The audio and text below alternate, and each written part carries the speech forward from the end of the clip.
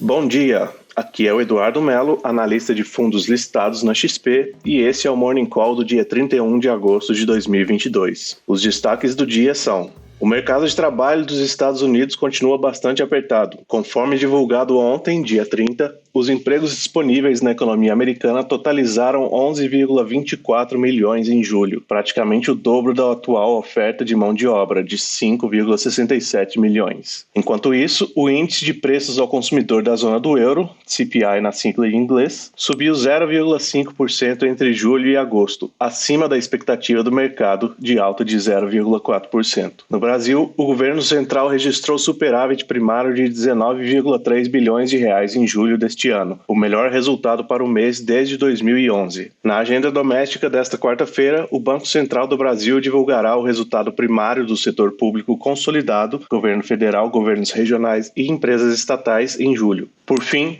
o IBGA publicará hoje os resultados da PNAD contínua, principal pesquisa sobre o mercado de trabalho brasileiro. O Ibovespa fechou em queda de 1,68% nesta terça-feira, dia 30, aos 110.430 pontos, acompanhando os índices no exterior. As taxas futuras de juros fecharam ontem sem direção única, após sessão volátil, porém com viés de baixa. O dia foi marcado pelo sentimento internacional, com a ponderação entre aversão a risco penalizando moedas emergentes e queda nos preços do petróleo. No mercado local, o que mais pesou, apesar da agenda econômica com dados melhores do que o esperado, foi o risco fiscal a partir de 2023. O DI de janeiro 23 fechou em 13,745%, o DI de janeiro 24 encerrou em 13,10%, o DI de janeiro 25 foi para 12,065%, o DI de janeiro 27 fechou em 11,875% e o DI de janeiro 29 encerrou em 12%. No Brasil, o governo central registrou superávit primário de 19,3 bilhões em julho deste ano, frente ao superávit de 14,4 bilhões em junho e ao déficit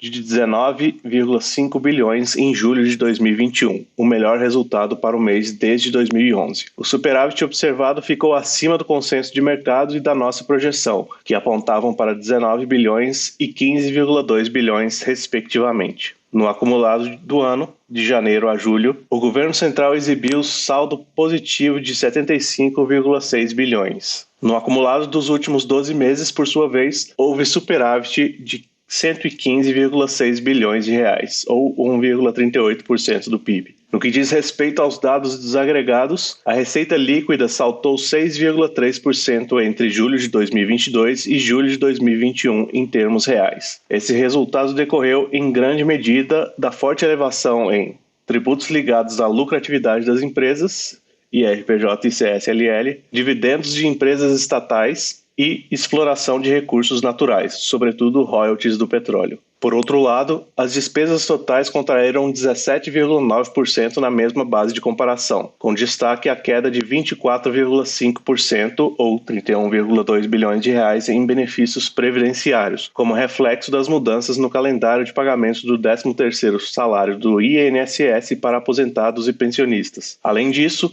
a conta de pessoal e encargos apresentou redução mensal de 9,7%, dada a ausência de reajuste salarial dos servidores públicos civis. O time econômico da XP projeta superávit primário de 15,3 bilhões de reais para o governo central em 2022, ou 0,2% do PIB, com viés de alta. A arrecadação tributária deverá crescer a um ritmo mais moderado nos próximos meses, em linha com a desaceleração da atividade econômica e os efeitos das medidas legislativas de corte de tributos sobre combustíveis. Na agenda doméstica desta quarta-feira, o Banco Central do Brasil divulgará o resultado primário do setor público consolidado, governo federal, governos regionais e empresas estatais, em julho. O time econômico da XP estima superávit de 21,2 bilhões de reais, enquanto o consenso de mercado espera saldo positivo de 21 bilhões. Além disso, o governo federal enviará ao Congresso Nacional o projeto da Lei Orçamentária Anual de 2023. A expectativa é de que o texto apresente a continuidade da desoneração de PIS/COFINS de combustíveis e uma reserva orçamentária em torno de 10 bilhões de reais para reajuste salarial de servidores. O PLOA ainda deve trazer a previsão de retorno do benefício do Auxílio Brasil a R$ 400 por mês.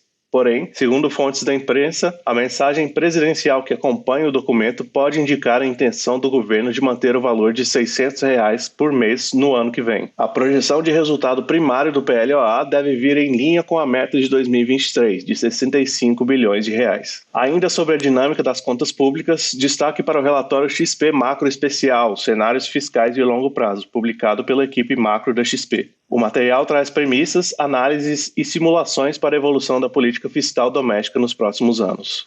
Por fim, o IBGA publicará hoje os resultados da PNAD contínua, principal pesquisa sobre o mercado de trabalho brasileiro. O time econômico da XP e o consenso de mercado esperam taxa de desemprego de 9% no trimestre móvel até julho, abaixo dos 9,3% registrados no segundo trimestre. As estatísticas do mês passado devem reforçar a avaliação de crescimento disseminado do emprego no período recente. As bolsas internacionais amanhecem negativas, Estados Unidos em menos 0,1% e Europa em menos 0,8%, e seguem em tendência de queda pelo terceiro dia consecutivo, à medida que dados econômicos mais fortes que o esperado alimentam a narrativa de um aperto monetário mais agressivo por parte do Federal Reserve. Nesta terça-feira, o índice de confiança do consumidor atingiu 103,3 pontos contra 97,4 das projeções. Ainda nos Estados Unidos, o presidente do Federal Reserve de Nova York, John Williams, revelou uma postura mais contracionista ao pontuar que as taxas de juros deverão ultrapassar 3,5% e permanecer em um patamar mais elevado ao longo de 2023. Na Europa,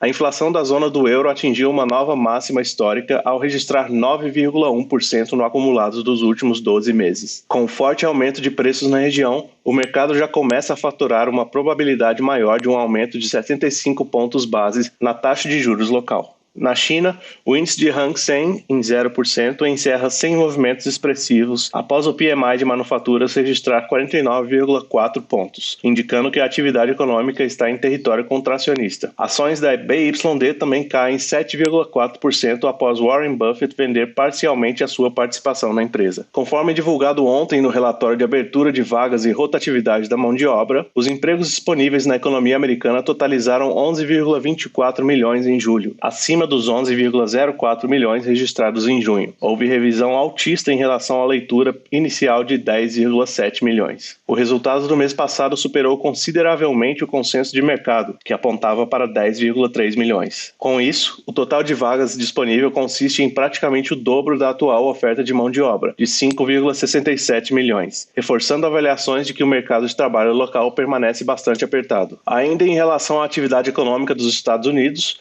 o índice de confiança do consumidor do Instituto Conference Board, divulgado na terça-feira, subiu de 95,3 em julho para 103,2 em agosto, muito acima da mediana das previsões do mercado de 97,7. A retomada mais forte do índice ocorreu após 3 quedas mensais consecutivas e sinaliza certa sustentação das despesas de consumo no curto prazo. Apesar das surpresas apresentadas acima, a precificação do mercado para o aperto da política monetária do Federal Reserve não mudou de forma significativa. As expectativas do mercado estão mais inclinadas para uma elevação de 0,75 pontos percentuais na taxa de juros de referência, os Fed Funds Rate, na reunião de setembro, enquanto a projeção para o final de 2022 situa-se ligeiramente abaixo de 3,75%. Ademais, o mercado precifica que os juros básicos atingirão o pico até junho de 2023, no intervalo entre 3,75% e 4%. Na agenda econômica desta quarta-feira, destaque para a divulgação do PMI do Fed Chicago e do relatório ADP, de dados de emprego no setor privado, ambos referentes a agosto, além de pronunciamentos de diretores do Fed. O principal relatório de empregos dos Estados Unidos, o Non-Farm Payroll, será publicado na próxima sexta-feira. O mercado estima geração líquida ao redor de 320 mil vagas no mês corrente. Conforme publicado ontem à noite, o PMI industrial da China subiu de 49 em julho para 49,4 em agosto, ligeiramente acima do consenso de mercado, de 49,2. Isto posto, o índice permaneceu abaixo da marca de 50 pontos, o que indica contração da atividade. O setor manufatureiro chinês tem sido afetado pelo aumento de infecções de Covid-19, pelas piores condições climáticas em décadas e deterioração acentuada do setor de construção. Enquanto isso, o índice de preços ao consumidor da zona do euro, CPI na sigla em inglês, subiu 0,5% entre julho e agosto, acima da expectativa de mercado de alta de 0,4%. Com isso, a inflação anual avançou de 8,9% para 9,1%, atingindo nova máxima histórica. A medida de núcleo do índice de preços da zona do euro, que exclui os itens de alimentos e energia, também aumentou 0,5% na base mensal, elevando a variação anual de 4% para 4,3%. Acima do consenso de mercado, que indicava 4,1%. Em linhas gerais, a inflação continua bastante pressionada e disseminada entre os setores e países, sem sinais de alívio. Desta forma, o Banco Central Europeu continuará apertando a política monetária local. Esperamos alta de pelo menos 0,50 pontos percentuais na próxima reunião do Banco Central, em 8 de setembro. Discussões sobre elevação de 0,75 pontos percentuais na taxa de juros de referência devem ser intensificadas daqui para frente.